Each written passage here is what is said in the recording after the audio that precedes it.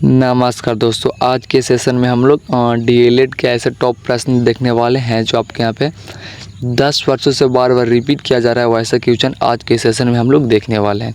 तो चलिए बिना देर के करते वीडियो का स्टार्ट। जो यहाँ पे आपको ऑल सब्जेक्टों का क्वेश्चन होगा। तो आज का जो हमारा पहला प्रश्न वो है कि सिंधु घाटी सभ्यता का प्रमुख बंदरगाह कौन था।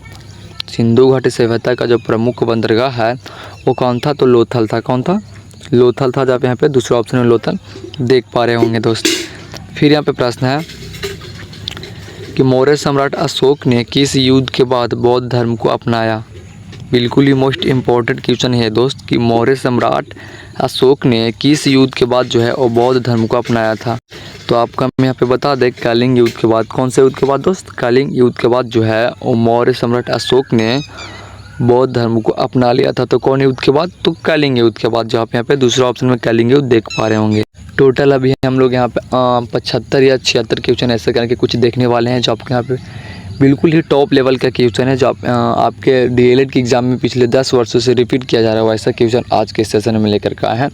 अगर आप मेरे चैनल पर नए हैं तो चैनल को सब्सक्राइब करके चैनल से जुड़ जाएगा दोस्त, और बेल आइकन दबा के घंटी कॉल कर लीजिएगा कि जैसे इसका अगला वीडियो अपलोडेड हो तो सबसे पहले दोस्त आप तक पहुंच सके।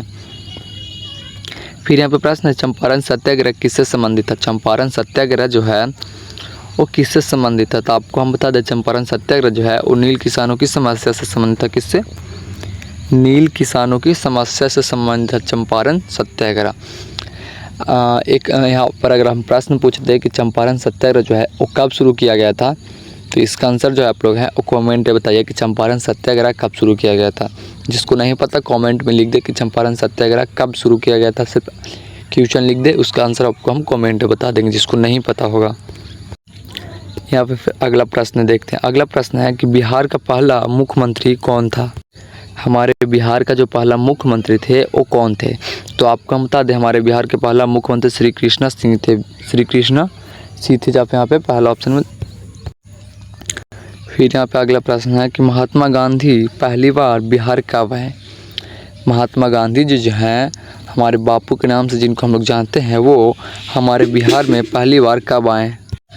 तो आपको हम बता दें यहाँ पे कि हमारे महात्मा गांधी जी जो हैं वो बिहार में पहली बार कब आए थे। तो 1917 में आए थे। जहाँ पे यहाँ पे दूसरा ऑप्शन में जो है वो देख सकते हैं 1917 में आए थे। कब आए थे? 1917 में आए थे। फिर यहाँ पे प्रश्न है कि निम्नलिखित में से कौन सा नगर बौद्ध धर्म से जुड़ा हुआ है। निम्नलिखित में से ऐसा कौन सा नगर है यहाँ पे जो बौद्ध धर्म से जुड़ा हुआ है। तो आपको यहाँ पे पहला ऑप्शन में दिया गया है राजगीर, दूसरा ऑप्शन में दिया गया है गया, तीसरा ऑप्शन है वैशाली, यहाँ पे फिर सभी। तो आपको यहाँ पे हम बता दें इसका करेक्ट आंसर जो हो जाएगा आपको वो आपको यहाँ पे डी हो जाएगा। आपको यहाँ पे करेक्ट आंसर डी हो जाएगा सभी। यहाँ पे समझिएगा कि निम्नलिखित में से ऐसा कौन सा नगर है जो बौद्ध धर्म से जुड़ा हुआ है। तो आपको यहाँ पे राजगीर भी जुड़ा हुआ है और गया जी भी जुड़ा हुआ है और वैशाली भी जुड़ा हुआ है, इसलिए आपको करेक्ट आंसर डी हो जाएगा सभी।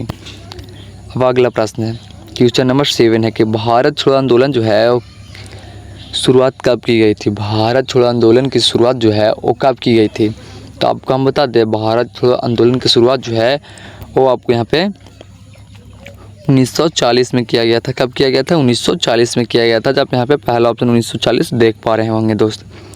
फिर यहाँ पे प्रश्न है कि रोल एक्ट किस वर्ष लागू हुआ। रोल एक्ट जो है वो किस वर्ष लागू हुआ। तो आपको हम बता दें रोल एक्ट जो है आपको यहाँ पे वो यहाँ पे 1920 में लागू हुई थी। कब हुई थी? 1920 में लागू हुई थी। जब यहाँ पे दूसरा ऑप्शन है रोल एक्ट किस वर्ष लागू हुआ था। तो 1920 में हुआ था। जब यहाँ पे दूसरा ऑप्शन में दोस्त देख पा रहे होंगे। फिर यहाँ पे प्रश्न है कि बिहार का कौन सा जिला सबसे नया बना है। हमारे बिहार में ऐसा कौन सा जिला है जो सबसे नया बना है। तो आपको हम बता दें कि नया ज़िला जो है आप यहाँ पे आपको बिहार में वो आपके यहाँ पे लखीसराय हो जाएगा। कौन सा हो जाएगा? लखीसराय हो जाएगा। जो आप यहाँ पे तीसरा ऑप्शन में जो है वो लखीसराय देख पा रहे होंगे दोस्त। फिर यहाँ पे प्रश्न है कि बिहार दिवस कब मनाया जाता है। हमारे बिहार दिवस जो है वो कब मनाया जाता है। तो बिहार दिवस आपको भी पता होगा दोस्त। आपको हम बता दें यहाँ पे कि बिहार दिवस जो है आपको यहाँ पे 22 मार्च को मनाया जाता है। कब? तो 22 मार्च को मनाया जाता है। कब? 22 मार्च को जो है आपको यहाँ पे बिहार दिवस मनाया जाता है। फिर यहाँ पे एक प्रश्न है कि समान नागरिक संहिता संविधान के किस अनुच्छेद से जुड़ी है। समान नागरिक संहिता जो है वो संविधान के किस अनुच्छेद से जो है यहाँ पे जुड़ी है? तो आपको हम बता दें कि ये आपको यहाँ पे अनुच्छेद 44 से जुड़ी है। किससे? अनुच्छेद 44 से जुड़ी है। आप यहाँ पे दूसरा ऑप्शन अनुच्छेद 44 दोस्त देख पा रहे होंगे। फिर यहाँ पे संविधान का निर्माता किसे कहा जाता है? संविधान के निर्माता जो है वो आपको हम बता दें कि यहाँ पे डॉक्टर भीमराव अंबेडकर को कहा जाता है। जहाँ पे यहाँ पे तीसरा ऑप्शन में अंबेडकर देख पा रहे होंगे दोस्त। फिर यहाँ पे प्रश्न है कि भारतीय संविधान का कौन सा भाग मौलिक अधिकार से संबंधित है? हमारे भारतीय संविधान का ऐसा कौन सा भाग है जिसमें मौलिक अधिकारों के संबंधित का वर्णन किया गया है? तो आपको हम बता दें कि भाग 3 में किया गया है। किस में किया गया है दोस्त? तो भाग 3 में किया गया है। फिर यहाँ पे एक प्रश्न है कि राज्यसभा के सदस्यों का कार्यकाल कितना होता है? राज्यसभा के सदस्यों का जो कार्यकाल होता है दोस्त वो कितना होता है? तो आपको हम बता दें कि राज्यसभा के यहाँ पे आपको तो राज्यसभा के सदस्यों का कार्यकाल जो है वो 6 वर्षों के लिए होता है। कितने वर्षों के लिए होता है? 6 वर्षों के लिए होता है। आप यहाँ पे तीसरा ऑप्शन में 6 वर्ष देख पा रहे होंगे। फिर यहाँ पे प्रश्न है कि संविधान सभा के प्रारूप समिति के अध्यक्ष कौन थे? संविधान सभा के प्रारूप समिति के जो अध्यक्ष है वो कौन थे? संविधान सभा के प्रारूप समिति के जो अध्यक्ष है वो आपके यहाँ पे अंबेडकर थे। कौन थे? अंबेडकर थे। जहाँ पे यहाँ पे तीसरा ऑप्शन में देख पा रहे होंगे। फिर यहाँ पे प्रश्न है कि पंचायती राज व्यवस्था किस संविधान संशोधन से लागू हुआ है? पंचायती राज व्यवस्था जो है वो किस संविधान संशोधन से लागू हुई है? तो आपको यहाँ पे बता दें कि 73वां संविधान संशोधन। किस? 73वां। जो आप यहाँ पे दूसरा ऑप्शन में 73वां देख पा रहे होंगे। फिर यहाँ पे प्रश्न है कि राष्ट्रीय आपातकाल की घोषणा किस अनुच्छेद में के तहत है? राष्ट्रीय आपातकाल की जो घोषणा किया गया है वो किस अनुच्छेद के तहत किया गया है? तो आपको हमें बता दें इसका करेक्ट आंसर जो है वो आपको यहाँ पे ए हो जाएगा। अनुच्छेद यहाँ पे आपको 352 जो आप यहाँ पे पहला ऑप्शन में देख रहे होंगे। फिर यहाँ पे एक प्रश्न है कि संविधान की प्रस्तावना में कौन से शब्द 1976 में जोड़े गए हैं? कौन सा ऐसा शब्द जो है दोस्त जो संविधान के प्रस्तावना में जो 1976 में जोड़े गए हैं? 1976 में जोड़े गए हैं तो कौन सा है? तो आपका हम बताते हैं समाजवादी और धर्मनिरपेक्ष हो जाएगा। कौन सा हो जाएगा? समाजवादी और धर्मनिरपेक्ष हो जाएगा। इसलिए यहाँ पे आपको करेक्ट आंसर डी हो जाएगा। इसलिए आपको यहाँ पे करेक्ट आंसर डी हो जाएगा। फिर यहाँ पे एक प्रश्न है कि भारत में प्रथम लोकसभा का गठन कब हुआ? हमारे भारत में जो प्रथम लोकसभा का गठन हुआ वो कब हुआ? तो आपको हम बता दें 1952 में हुई थी। कब हुई थी? 1952 में हुई थी। जहाँ पे यहाँ पे दूसरा ऑप्शन में चौथा ऑप्शन में देख पा रहे होंगे। फिर यहाँ पे प्रश्न है कि राष्ट्रपति के चुनाव की प्रक्रिया किस प्रकार होती है?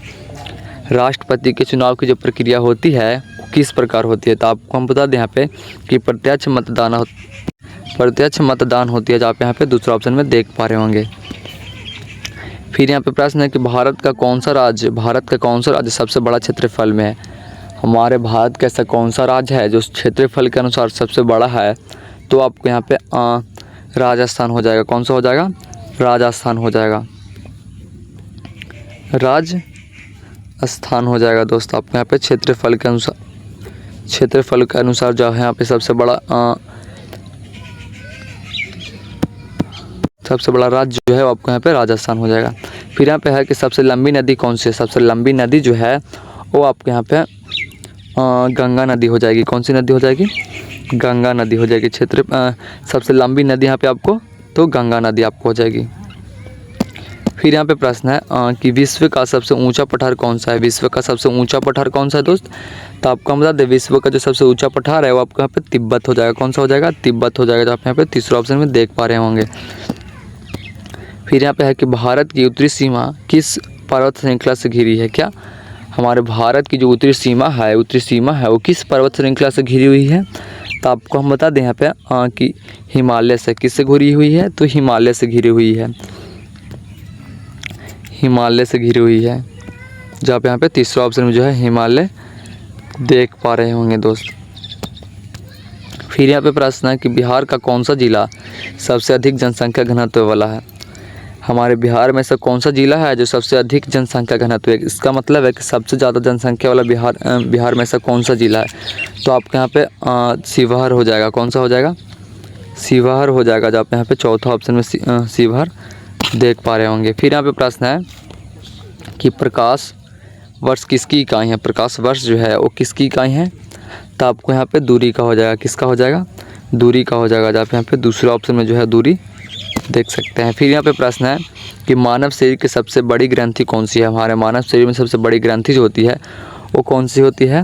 तो आपको यहाँ पे यकृत होता है। कौन सा होती है? यकृत होता है। जो आप यहाँ पे दूसरा ऑप्शन में यकृत देख पा रहे होंगे।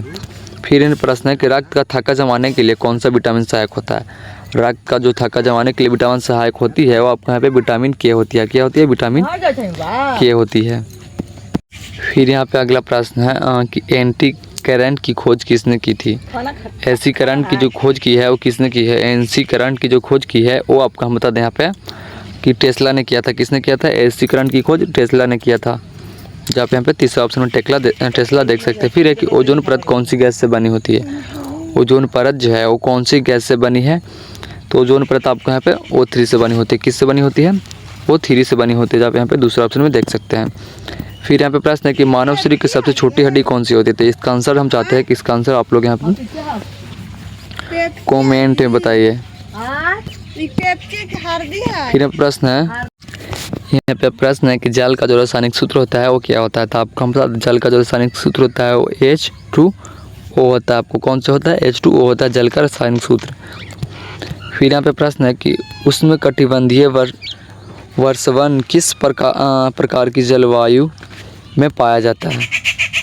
उष्णकटिबंधीय वर्षावन किस प्रकार की जलवायु में पाया जाता है। तो आपको यहाँ पे उष्णकटिबंधीय में पाया जाता है। किसमें? उष्णकटिबंधीय में पाया जाता है। यहाँ पे तीसरा ऑप्शन में देख सकते हैं। फिर यहाँ प्रश्न है कि शुद्ध जल का पीएच मान क्या होता है। शुद्ध जल का जो पीएच मान होता है वो आपको यहाँ पे 7 होता है। कितना होता है? 7 होता है।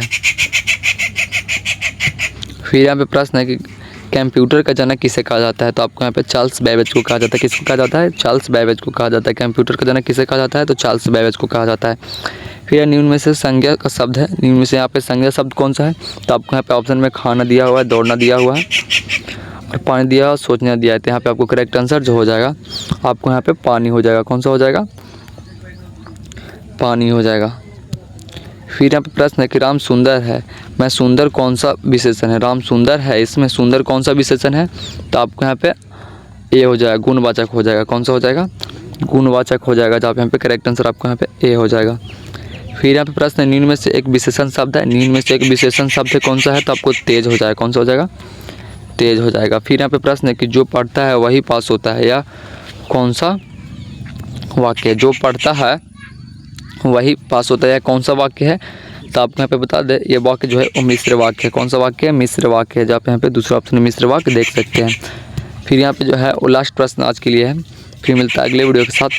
हिम्मत मर्दा तो मदद एक खुदा किस भाषा का वाक्यांश है। तो आपको यहाँ पे फारसी भाषा का है। किस भाषा का? फारसी भाषा का। जहाँ पे यहाँ पे चौथा ऑप्शन में देख सकते हैं। तो आज के लिए इतना काफ़ी। फिर मिलते हैं अगले वीडियो के साथ। तब तक के लिए जय हिंद जय भारत। अगर आपने अब तक मेरे चैनल को सब्सक्राइब नहीं किया तो प्लीज़ चैनल को सब्सक्राइब करके चैनल से जुड़ जाइए।